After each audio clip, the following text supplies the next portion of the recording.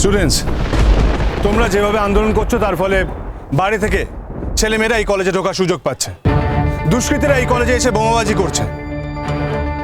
তোমরা তোমাদের কলেজকে রক্ষা করো নিজের হাতে। তোমরা তোমাদের বক্তব্য জানিয়েছো, আমরা আমাদের বক্তব্য জানাবো।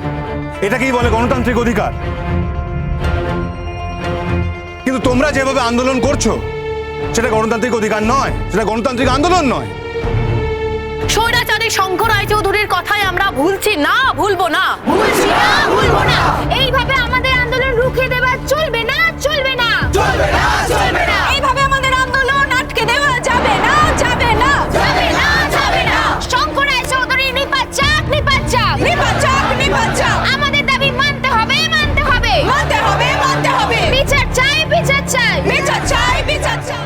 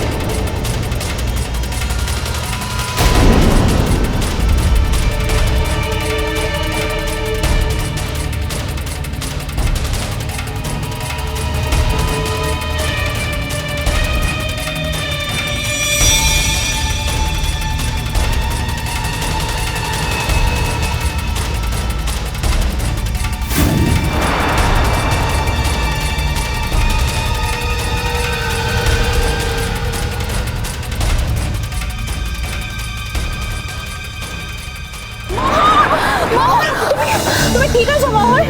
তুমি ঠিক আছো? আমি একদম ঠিক আছি। ঠিক, তোমার হাতে তো ভীষণ লেগেছে মহর। কেউ তোমাকে হসপিটালে নিয়ে যেতে হবে মহর, ইমিডিয়েটলি। কেউ একটা অ্যাম্বুলেন্স আনো, কেউ একটা অ্যাম্বুলেন্সে খবর দাও। মহর, আমার কিচ্ছু হয়নি, আমি বলছি তো আমার কিচ্ছু হয়নি।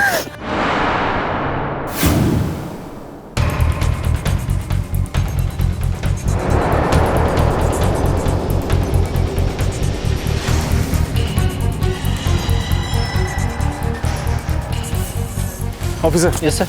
বাইরে থেকে যারা এখানে দাঙ্গা করতে এসে তাদেরকে ইমিডিয়েট এখান থেকে বার করে দিন। আর যারা ইনজিওর্ড হয়েছে তাদেরকে হসপিটালে নিয়ে যাওয়ার ব্যবস্থা করুন। আমি আমি আমি দেখছি স্যার, আমি দেখছি। আপনি একদম চিন্তা করবেন না, আপনি কুইক বাড়ি চলে যান স্যার। নো নো নো, আমি আমি আমি যুদ্ধক্ষেত্র থেকে কোথাও পালিয়ে যেতে শিখিনি অফিসার।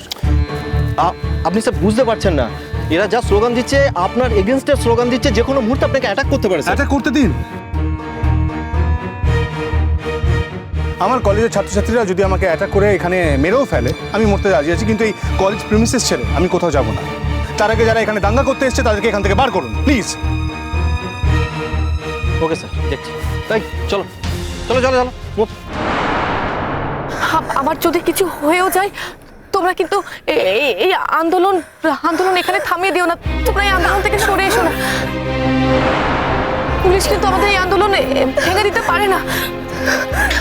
ডক্টর অদিতি রায়চৌধুরীর জন্য যদি আমার প্রাণ চলে যায়, তাহলে কিন্তু তোমরা এই আন্দোলনে থেকো। আর শোনো, ডক্টর অদিতি রায়চৌধুরীকে কিন্তু আমাদের খুঁজে বার করতেই হবে। তার অপমানের যোগ্য জবাব আমাদের দিতেই হবে। আমার কথা মনে রেখো তোমরা।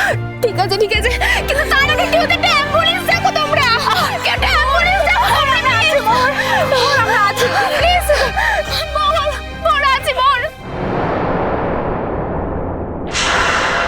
প্রথম আলোর বর্ণমালায়,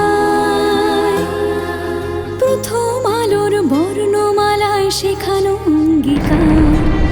মাটির পৃথিবী আকাশ দেখেছে এভাবে প্রতিবার। মোহর, বুকের ভেতর কে ডাকে মোহর।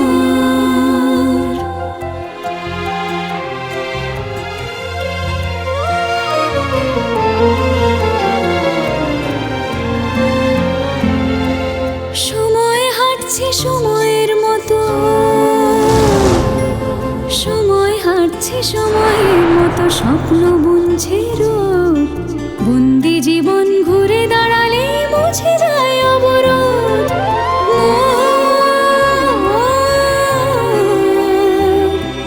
বুকের ভিতর ডাকে ডাকে মোহর।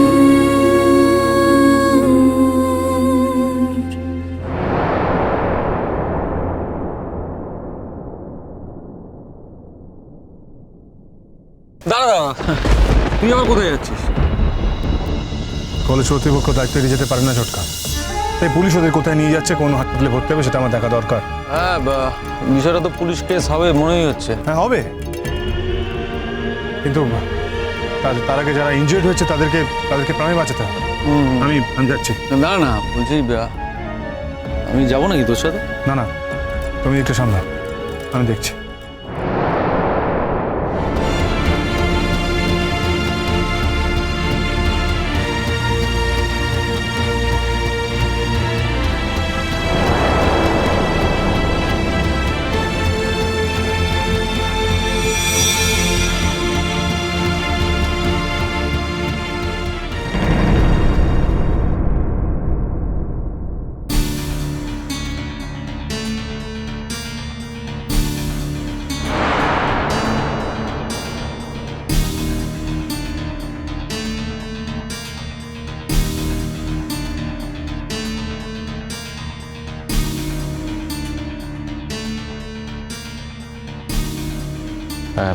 স্যার, কলেজের পক্ষ থেকে আপনি তো?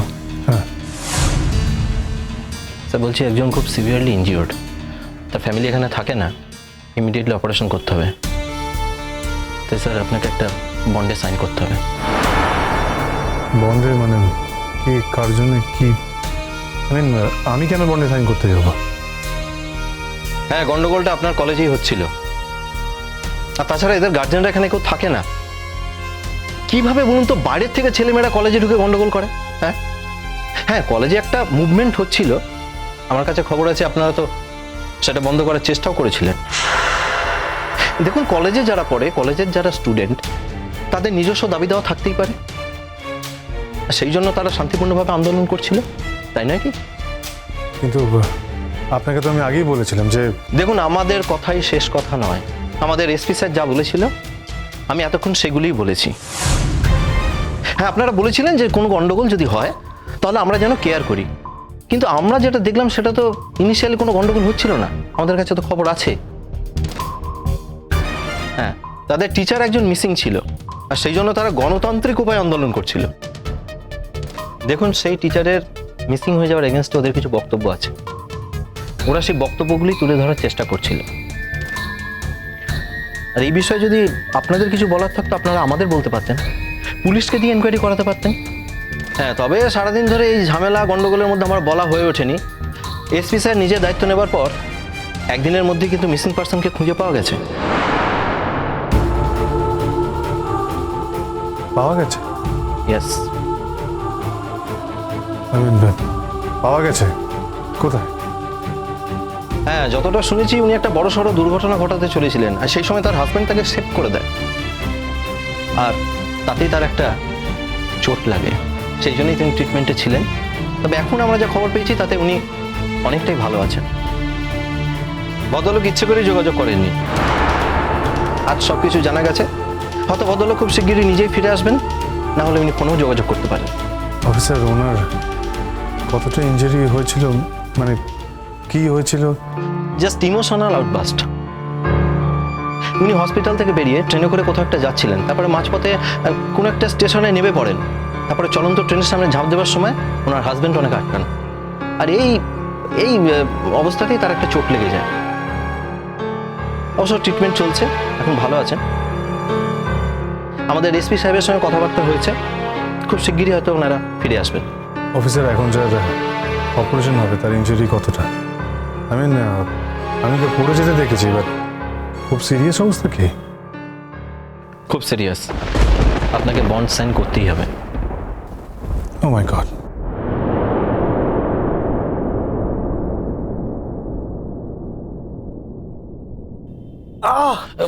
কুল কুল কুল, ঠিক হয়ে যাবে, ঠিক হয়ে যাবে।